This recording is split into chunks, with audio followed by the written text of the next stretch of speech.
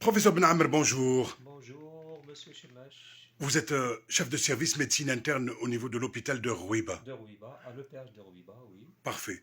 Professeur, il y a un sujet que je voudrais aborder avec vous, la gériatrie. Oui. Qu'est-ce que c'est que la gériatrie, professeur? À la gériatrie, il y a une définition claire, c'est une spécialité de médecine qui est dédiée à la personne âgée. Dans la gériatrie, il y a trois volets, ce qu'on appelle la gériatrie, la gérontologie et la gérontotechnologie. La gériatrie, on a répondu qu'est-ce que c'est. La gérontotechnologie, c'est-à-dire tous les moyens actuels qui sont modernes, qui sont dédiés à la personne âgée. Et la gérontologie, c'est-à-dire toute personne qui s'intéresse à la personne âgée, qu'elle soit architecte, économiste, sociologue, concepteur, tout cela s'englobe. Donc on ne peut pas parler de la gériatrie si on n'essaye pas d'intégrer la gérontotechnologie et la gérontologie. Est-ce que nous avons des gériatres dans le pays? Actuellement, en Algérie, nous avons surtout des gens qui s'intéressent à la gériatrie. C'est-à-dire s'intéresser à la gériatrie, parce que lorsqu'on voit l'historique de cette spécialité, on constate que dans d'autres pays, c'est des médecins qui se sont convertis et qui ont essayé c'est-à-dire de faire une formation pour être gériatre dans leur pays.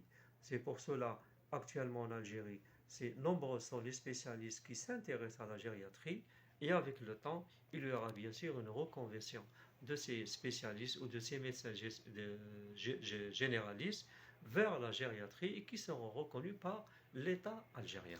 À l'université algérienne, est-ce que nous formons des gériatres?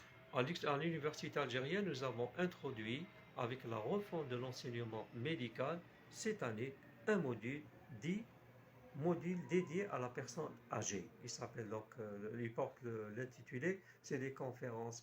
Leur objectif, c'est sensibiliser la génération montante des médecins sur l'intérêt qu'il faudrait porter à cette frange de la population et à ces spécificités de cette frange de la population.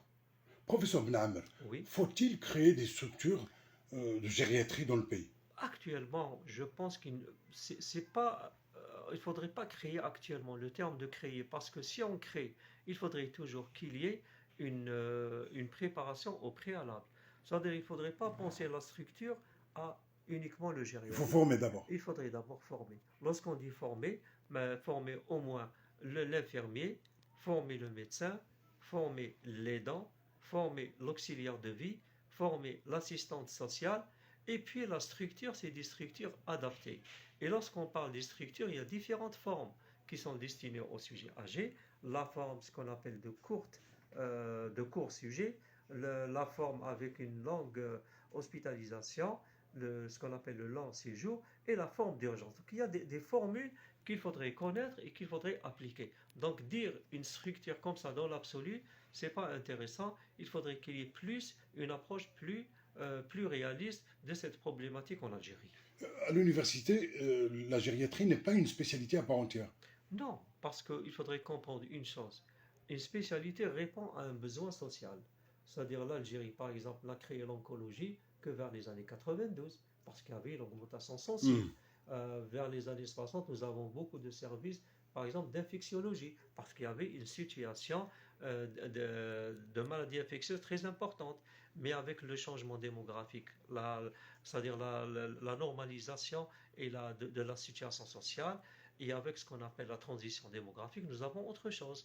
Actuellement, nous avons une augmentation des sujets âgés, mais cette augmentation n'est pas alarmiste. Parce que lorsqu'on compare en Algérie, nous avons 8% des sujets âgés, dans les autres pays, c'est 30% des sujets âgés.